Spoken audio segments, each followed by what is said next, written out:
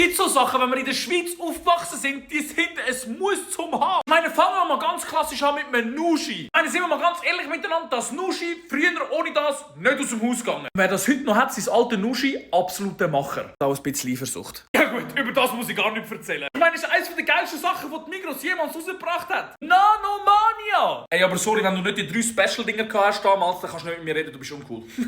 Vor allem die Person, die mir damals den Goldige geklaut hat. Ich finde raus, wo du wohnst und ich klaue dir den zurück. Etwas, was aber auch nicht empfehlen, Aromat. Als Kind, ich habe das grösste Trauma erlebt. Gang zu einem Kollegen heim. Die Mami vom Kollegen hat dann so Gurken geschnitten und hat das so als Snack angelegt. Ich bin voll überzeugt, ja sorry, wo haben ihr eigentlich euer Aromat angetan? Sie haben gesagt, das haben wir nicht, brauchen wir nicht. Ich brauche kein Aromat. Ich gehe, glaube ich, wieder. Ja gut, sind wir mal ganz ehrlich. Ricola! Findest du eigentlich überall, sind wir mal ganz ehrlich miteinander. Oh nein, du hast Husten, willst du ein Ricola?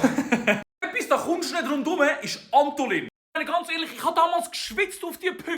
Nein, bei uns in der Klasse hat es irgendwelche Leseratten gegeben. Die haben das ganze Harry Potter Buch gelesen und haben danach das auf Antolin beantwortet. Und es hat schon 1500 Punkte oder so gegeben. Noch nicht hinterher mit meinen Gregs-Tagebüchern. Schreib mal in den Kommentaren, was für Sachen eigentlich auch noch so dazugehören. Und wir alle kennen. Gut, das Tipftop kennen wir alle. Jetzt mal wirklich Kommentare, würde mich mal wirklich interessieren. Und wehe, ich kenne etwas nicht.